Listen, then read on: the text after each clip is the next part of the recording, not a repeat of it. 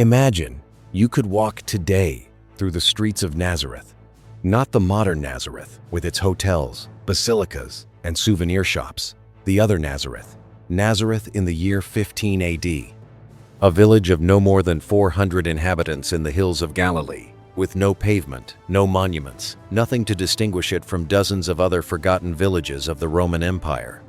You walk its dirt streets, the smell of freshly cut wood, olive oil, donkey dung, bread baked in clay. The houses are low, unpolished limestone, with clay and straw roofs. Chickens peck freely between the stones. Children run barefoot, and in one of those houses lives a family. The father is a craftsman. The mother kneads bread every morning, and one of their sons, the oldest, a boy with dark hair and hands already calloused from helping in the workshop, is named Yeshua. What nobody tells you is this. In recent decades, archaeology in Galilee has revealed an extraordinarily detailed picture of how working-class Jewish families lived in the first century. And that picture profoundly transforms the way we read the Gospels. Today we're going to enter, with historical and archaeological precision, inside the house of a craftsman in first-century Galilee. If this kind of content is useful to you, subscribe. The button is right below the video. To understand Jesus' house, we first need to understand Nazareth. In the first century AD, Nazareth was a small and insignificant village in the low hills of southern Galilee, about 350 meters above sea level. It had no political, religious, or commercial importance. The Old Testament never mentions it. The historian Josephus, who lived in the first century and describes dozens of Galilean cities and villages, doesn't mention it either. It was, in every practical sense, a place of no importance. The Gospel of John captures it perfectly when Nathanael, hearing that Jesus is from Nazareth, responds, "Can anything good come out of Nazareth?" It was not an elaborate insult. It was a genuine question. Nazareth was the kind of place nobody notable came from. Archaeological excavations since the 1990s, in what is now the city of Nazareth, have revealed a coherent picture of that first-century village. Approximately 50 to 80 houses, a population of between 300 and 500 people, all Jewish, with no visible pagan presence, no monumental public structures, no currency of their own. The houses of first-century Nazareth followed the common pattern of rural Galilean Jewish dwellings, construction of local uncut limestone held together with clay and lime mortar. The walls were thick, 50 to 80 centimeters, making them efficient for keeping cool in summer and warm in winter. The typical floor plan was a simple rectangle of 1 or 2 rooms, with a covered space for domestic animals, usually a donkey, a few goats, chickens, attached to the main structure or on the lower level if the house was built on a gentle slope. Notice this detail. In rural first-century Galilee, working animals did not live in separate stables. They shared the covered space of the house with the family, separated by a small stone or wooden raised platform. The roof was flat, built with wooden beams of oak or sycamore covered with a layer of branches and compacted clay. And this flat roof was not just a cover, it was a living space. People slept on it in summer. Figs and grapes were dried there. The harvest was stored. Prayers were offered at dusk, and conversations happened under the stars. The interior of the house was functional and austere. The floor was of compacted earth, or in somewhat more prosperous houses, of natural limestone rock slightly leveled. There was no furniture in the modern sense. The family slept on esparto mats spread directly on the floor or on a low stone platform attached to the wall. During the day, the mats were rolled up and stored. There was a millstone, the hand mill, that every first-century Jewish woman operated every morning to grind wheat or barley grain into fresh flour. Grinding grain was a daily task without exception. It began at dawn and could last 1 to 2 hours. The sound of the hand mill was the sound of breakfast being prepared. There was a clay oven, the tanur, located generally outside or in a semi-covered space beside the house. In it, bread was baked every morning. Bread was the central food, the base of every meal. the caloric equivalent of everything we now distribute across multiple dishes. There were no glass windows. The openings in the walls were small, oriented to minimize sun entry in summer and cold in winter. Interior lighting was by oil lamps, small clay vessels with a linen wick soaked in olive oil. Their light was dim, warm, and flickering. The Gospel of Mark, chapter 6, verse 3, records that when the inhabitants of Nazareth heard Jesus teaching, they asked, "Is this not the Tekton, the son of Mary?" The Greek word tekton has been translated for centuries simply as carpenter, but that translation is incomplete and in certain senses misleading. Tekton, in 1st century Greek, designated a craftsman who worked with hard construction materials, wood, stone, and occasionally metal. He was a builder, a construction artisan. In 1st century Galilee, where wood was scarce and expensive, the great cedar forests of Lebanon were hundreds of kilometers away. The tekton worked in both stone and wood.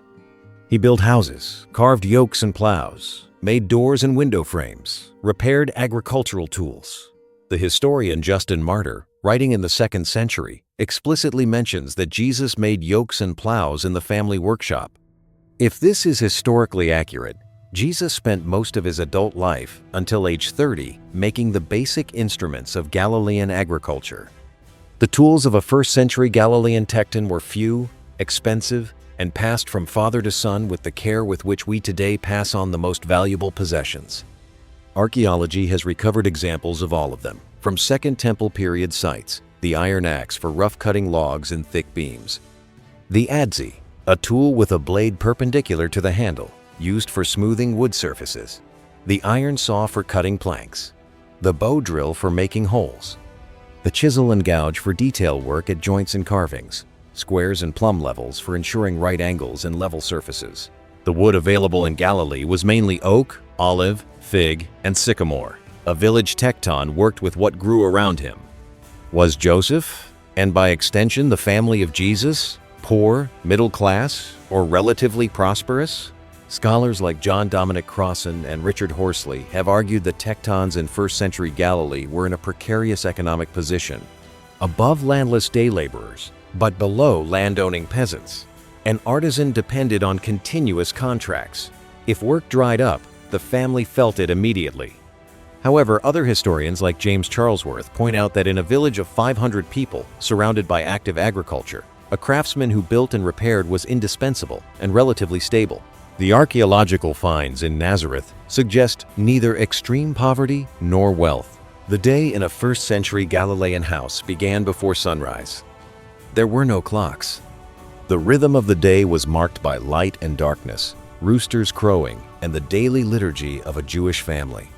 Mary would rise in the pre-dawn darkness to light the fire and begin grinding grain. Joseph would rise for the morning prayer, the Shekaret. The prayer began with the Shema. "Hear, O Israel, the Lord our God, the Lord is one." Jesus would have recited it from the time he could speak. The diet of an artisan family was simple, carbohydrate-rich, and seasonally variable. Barley bread was the base of every meal. Legumes were the main protein source. The vegetables were onions, leeks, cucumbers, garlic. Olives were everywhere. Figs, grapes, pomegranates, and dates completed the seasonal diet. Meat was a luxury reserved for religious festivals. When Jesus speaks in his parables of the father who kills the fatted calf, his listeners understood perfectly the scale of the gesture. That was for the great occasions. Water was a precious resource. Nazareth had no river or abundant spring. Water came from underground cisterns, cut into the limestone that collected rainwater during winter and stored it for the entire year. Fetching water was a daily task, generally done by women, that involved carrying clay jars of several liters from the cistern to the house. In a village like 1st century Nazareth, the synagogue was not simply a place of worship. It was the center of all communal life. The Jewish education of the 1st century began in the local synagogue. Children began memorizing the Torah at 5 or 6 years old. By age 10, an educated Jewish boy would have memorized the 5 books of Moses in their entirety, not an exaggeration, the educational standard of the culture. Luke 4:16 records that Jesus, returning to Nazareth during his public ministry, entered the synagogue as was his custom on the Sabbath. The phrase "as was his custom" is significant.